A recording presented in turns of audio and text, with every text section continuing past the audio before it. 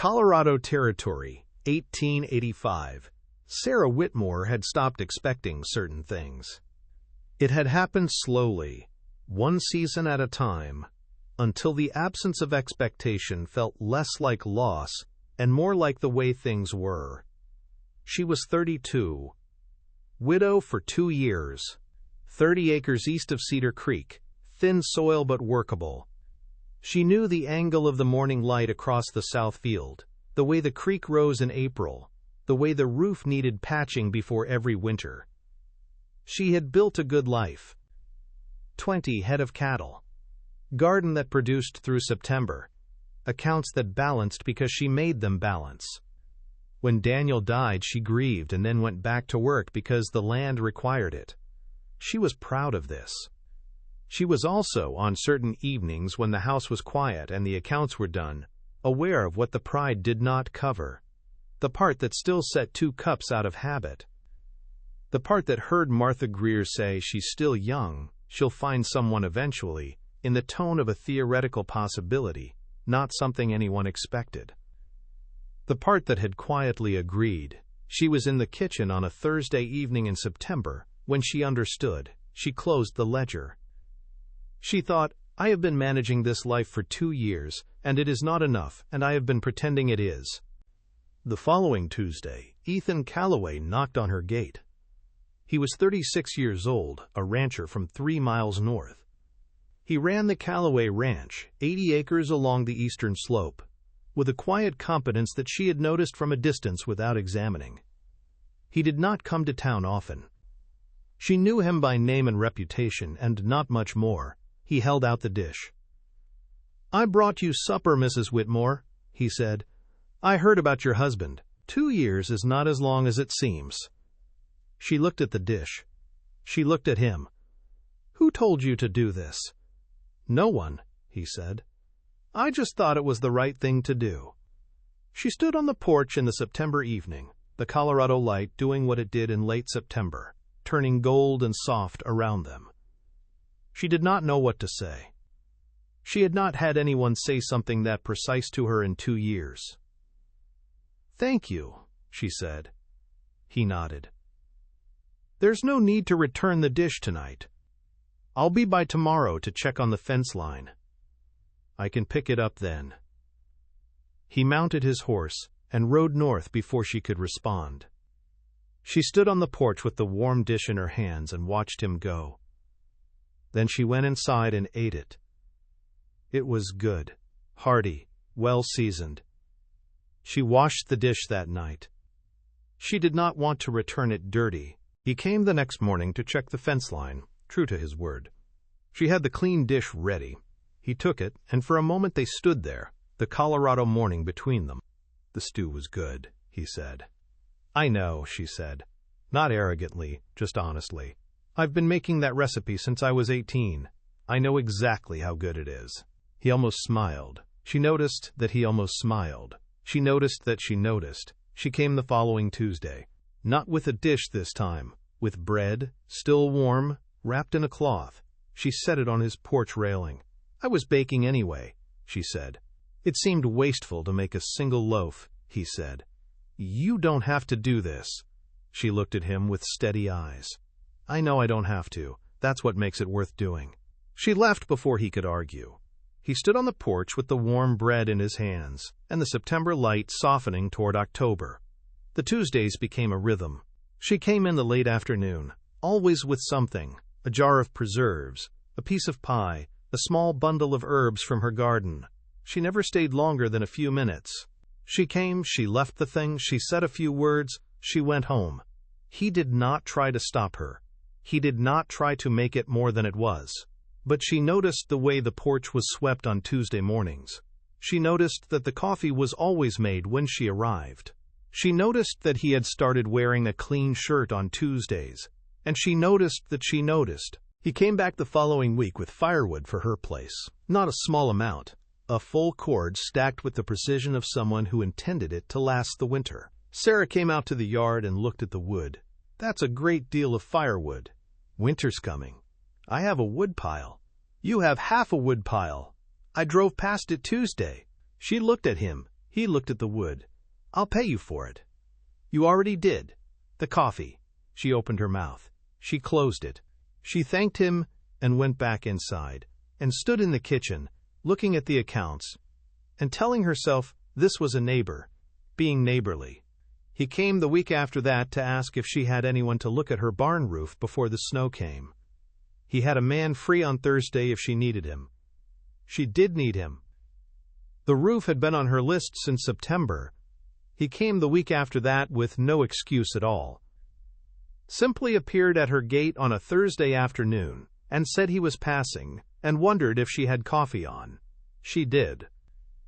They sat at her kitchen table for an hour and talked about Daniel and about his own life, the years he had spent running the Calloway ranch alone.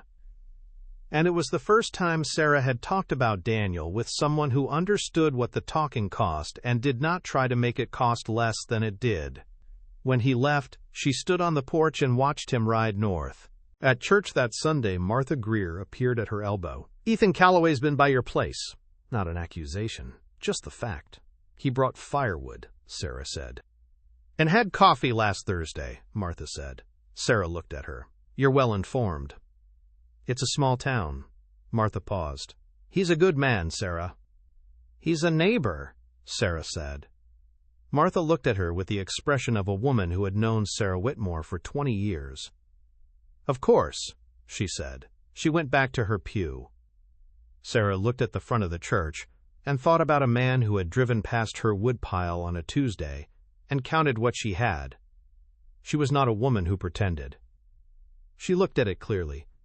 Ethan had come 5 times in 3 weeks. Supper, firewood, roof, coffee with no excuse. She knew what she felt when she heard his horse, and then she sat with a dozen voices accumulated over 2 years, all of them saying capable women did not need this, that she was in a particular chapter. She thought about this for 3 days. On the 4th day, she came home to find a jar of honey on her porch rail. No note, no knock. She stood on the porch with the honey jar in her hands and looked at the Colorado sky going gold over the mountains. She thought about the honey and the firewood and the man who counted what she had in her woodpile on a Tuesday morning. She thought about what her mother had said once when Sarah was young enough to think she understood it and old enough now to know she had not until this moment, that the loneliest people are not the ones who have no one, but the ones who have someone and will not let themselves see it. She put the honey on the table. She sat down. And for the first time in 2 years, she let herself consider that the people who meant well might also be wrong. She invited him for supper in November. She had invited him deliberately, without a practical excuse, which was itself an answer to several questions she had been asking herself. She cooked properly, with care, the stew she had been making since she was 18. He arrived on time. He looked at the table, the good cloth, the stew already on, with the expression of a man who understood what he was being shown and was not going to pretend otherwise. They ate and talked the way they had been talking for a month, but underneath it was something else, and they both knew it, and neither of them said it until the plates were cleared and the coffee was on and the November dark was outside. Sarah set down her cup. "Ethan, I need to say something." He waited. She looked at her hands on the table. 32 years old. The hands of a woman who had worked this land for 10 years. "I know what your visits are," she said. "I'm not pretending I don't. And I know what I feel when I hear your horse on the road." She held his gaze. "But everyone says—" She stopped, started again. "They say I'm too alone now, that this chapter has passed. And I have been listening to that for so long." Her voice did something she had not given it permission to do. I think I started to believe it. The kitchen was very quiet. Ethan reached across the table and took her hands, both of them in his, the weathered hands of a man who had worked this land for 20 years. "Sarah," he said, "they're wrong." She looked at him. "I'm 36 years old," he said. "I've spent years telling myself the same story, that this was done, that I had had my chance." He held her hands. "I drove past your woodpile on a Tuesday and counted what you had, and went home and could not stop thinking about whether you would be cold in February. He looked at her directly. That is not what a neighbor does. She looked at their hands on the table. They're wrong, he said again. Simply, like a man reading a fence line and reporting what he found. About you, about me, about what we're allowed to want. She was quiet for a long moment. Outside, the Colorado night held the land they had both been tending. Ethan, she said, I want to be honest with you about something. All right. I am not going to be a different woman than I am. I run this property. My name is on this land. I make my own decisions, and I have for 2 years, and I am not going to stop. I know, he said. I am not asking you to. I accept help when I need it, and I will tell you when I need it and when I do not. That is all I am asking for. She looked at him for a long time. Then she turned her hands over in his and held them back. All right, she said. Then let us see what the next chapter looks like. Before we go on, I want to ask you something. Most of you listening right now are somewhere in the middle of something. Maybe driving home, cooking supper, folding laundry, sitting on a porch watching the evening come in. That is what Western Confession is for. If this story is keeping you company tonight, leave a like. It means more than you know. And tell me in the comments, what are you doing right now while you listen? I genuinely want to know. Now, let us get back, because Sarah Whitmore has just decided something. And Sarah Whitmore, when she decides something, does not go back on it. The town noticed in December. Ethan having supper at the Whitmore place on a Saturday was the kind of thing Cedar Creek noticed immediately. The reactions were what Sarah had expected. The raised eyebrow, the glance exchanged across the general store. Martha Greer said, "Good." Simply that. Sarah looked at her. "I said something foolish," Martha said. "About it being easier when you are younger. I have been thinking about that." She looked at Sarah directly. "I was wrong." "Yes," Sarah said. "You were." She did not make it easy, and she did not make it hard. It was the truth, and Martha had said it, and that was enough. What Sarah did not do was change how she lived. She still ran the property. She still made her own decisions about the cattle and the accounts and the fence lines. What changed was that Ethan was there, not managing things for her, but alongside her. There was a difference, and it was not a small one, and Sarah paid attention to it every day. He came on Saturdays now without pretense. He helped with the heavy work when there was heavy work, and sat at the table when there was not. And they talked about the property the way two people talked, when both of them understood it. One Saturday in January, Sarah was struggling with a gate hinge that had frozen solid. She had been at it for 20 minutes. Ethan took the tool from her hand. She opened her mouth to protest. He worked it free in 4 minutes. "I could have gotten it," she said. "I know you would have gotten it in another 10 minutes. "Then why?" "Because I was standing right here," he said. "And 10 minutes in the January cold is 10 minutes in the January cold." She looked at the gate. She looked at him. "Thank you," she said. It came out without the careful pride she usually wrapped around accepting help. He said nothing about it. He moved on to the next thing that needed doing. Sarah stood at the gate in the January cold and understood something she had been learning all autumn. That strength was not the same as never needing anything. That a woman who had run 30 acres alone for 2 years could accept a hand on a frozen gate hinge without any of what she had built meaning less. Those two things were not opposites. They had never been opposites. She had just been told they were for long enough that she had stopped questioning it. February came with the particular cold of a Colorado winter that had decided it was not done. Sarah had been thinking about something since January, about the difference between the strength that holds and the strength that refuses. She had run this farm alone for 2 years because there was no alternative, and then because she had learned she could, and then because she had decided that needing someone was a form of weakness she was not going to permit herself. She had been wrong about the last part. On a February morning, she was carrying a roll of new fencing wire from the barn to the shed. A two-person job she was doing alone because Ethan was not due until Saturday, and the wire needed to be put away before the next snow. She was halfway across the yard when the ice caught her boot. She went down hard. The wire rolled one way. She sat in the February cold and took inventory. Hands scraped, knee that was going to bruise, pride that was in considerably worse condition. She got up, she finished putting the wire away. She did not tell Ethan when he came on Saturday. He found out on Sunday when he saw her favoring the knee going down the porch steps. He stopped, he looked at her. She looked at him. "The fencing wire," he said, "not a question." "It needed to be put away before the snow," she said. "I know," he said. "I would have come Friday if you had asked." She looked at the porch steps. "I know." He was quiet for a moment. He sat down on the top step.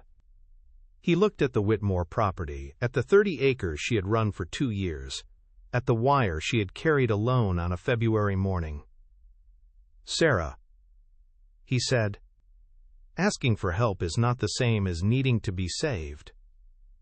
She looked at him. "I know that." "I am still learning it," she said. He looked at her steadily. "So am I." She sat down beside him on the porch step. The Colorado February was around them, cold and clear and without apology. "Next time," she said, "I will ask." "Next time," he said, "I will be here." They sat on the porch step in the February cold for a few minutes longer than was practical. Neither of them moved. Spring came to the Colorado foothills in April, with the particular relief of a winter ending. The fence post Ethan had mentioned, the one on the south end that needed resetting. They reset it together on an April morning, Sarah on her side and Ethan on his. She had been thinking about something since February. She thought about Daniel, about 6 years of a good marriage, and what it had been and what it had cost when it ended. She thought about whether she was being fair to his memory. She arrived at an answer she believed was honest. Daniel had loved her completely. He would not have wanted the love he gave her to become a wall she lived behind. She thought about the woman she had been for 2 years, and whether that woman was the full version of herself or a reduced one. She had been reduced not by grief, which was real and had to be, but by the accumulated weight of small comments she had never questioned, by a pride that had become indistinguishable from fear. On an April evening, they sat on her porch after supper and looked at the Colorado spring. Everything coming back, the mountains clear, the property greening up around them. "Ethan," she said. He waited. "I have been a widow for 2 years," she said, "and I have been telling myself that was all I was going to be. That it was enough." She looked at the mountains. "I was enough. I want to be clear about that." "You were," he said. "I am," she said. "And I am also a woman who heard your horse on the road in October and felt something I had forgotten I was capable of feeling." She looked at him. "I do not know what to do with that. I know what I want to do with it. I am not sure I am allowed." Ethan looked at her, at the woman who had run 30 acres alone and carried the wire herself on a February morning and had just said the truest thing she had said to anyone in 2 years. He reached over and took her hand on the porch rail. "Sarah Whitmore," he said. "I drove past your woodpile in October and went home, and could not stop thinking about whether you would be cold in February." He held her hand. "I would like to stop pretending that is nothing." She looked at their hands. She looked at him. "My name stays on this land," she said. "It will," he said. "And I keep making my own decisions.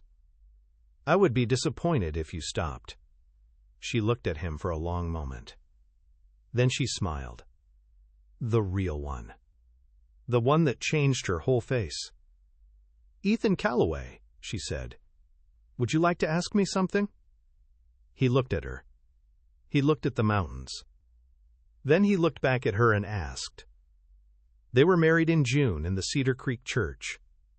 A Saturday morning with the Colorado summer outside. Not an elaborate wedding. Neither of them needed elaborate. Martha Greer was in the front row. She had brought a jar of honey, set it on the table in the church hall before the ceremony. An offering, the way you offer something when words have already been said. Sarah wore cream, not white. Cream, the color of something real and lived in. Her auburn hair pinned up, flowers from her own garden woven through it. Ethan stood at the altar in his good coat and watched her walk toward him. He thought about a woman who had looked at the dish he brought in September and said, "Who told you to do this?" with the reserve of someone being very careful about what she let herself want. She walked toward him and thought about a frozen gate hinge in January and a man who said, "Because I was standing right here." The vows were simple. After the ceremony, on the church porch, the town of Cedar Creek gathered around them. Martha Greer hugged Sarah with the warmth of a woman who had revised a position and was glad she had revised it. They did not combine the properties. This was Sarah's decision, and Ethan had not argued because he understood it before she said it. The Whitmore farm was hers, her name, her work, her 10 years of learning this land. It remained hers. Ethan moved in because the Whitmore house was where Sarah was. The years moved the way good years do. Sarah ran her farm the way she had always run it. Ethan ran alongside her, not above her. In 1886, they had the best season in either of their histories. In 1887, Sarah grafted 2 new apple trees from the old ones Daniel had planted, and Ethan built the frames for them, and neither of them said anything particular about it, but both of them understood what it meant. Ethan's hair began to gray at the temples. Sarah turned 35, then 36. Neither of them minded. On an evening in the autumn of 1889, 4 years after Ethan had appeared at her gate with a dish of stew, they sat on the porch of the Whitmore property and watched the Colorado sky do what it did in October, go from gold to amber to the deep blue of the mountains at dusk. "Ethan," she said. He looked at her. "I almost did not let you in," she said, "when you came with the stew." "I know," he said. "I rode past 3 times before I came to your gate." She stared at him. 3 times? "The dish was heavy," he said. She looked at him for a long moment. Then she laughed. The real laugh. The one that changed her whole face. He smiled. The one that changed his. They sat on the porch in the Colorado autumn. The mountains went from gold to amber to blue. The fence line held. The new apple trees were putting on their last color before the cold. And Sarah Whitmore, who had been told she was too alone to be loved, sat on her porch with a man who had driven past her woodpile and counted what she had. It was, by every measure, exactly right. She had stopped expecting certain things. She had arrived at that position through small comments from people who meant well and were wrong. She believed them. She was allowed to have believed them. What matters is what she did when Ethan Calloway drove past her woodpile and came back with stew. She let him in. Slowly. With her eyes open. She fell on the ice in February. She got up and carried the wire. And then she sat on the porch step and said, "Next time I will ask." That is what strong looks like. Not the strength that refuses everything. The strength that builds something real and then opens the gate. Ethan said they were wrong. They were. And Sarah decided to believe him. At 32 on a Tuesday morning in October, when the rest of the chapter was still ahead of her. It is never too late. It is never too alone. Open the gate. Thank you for spending this evening with us on Western Confession. Until next time, keep watching the road.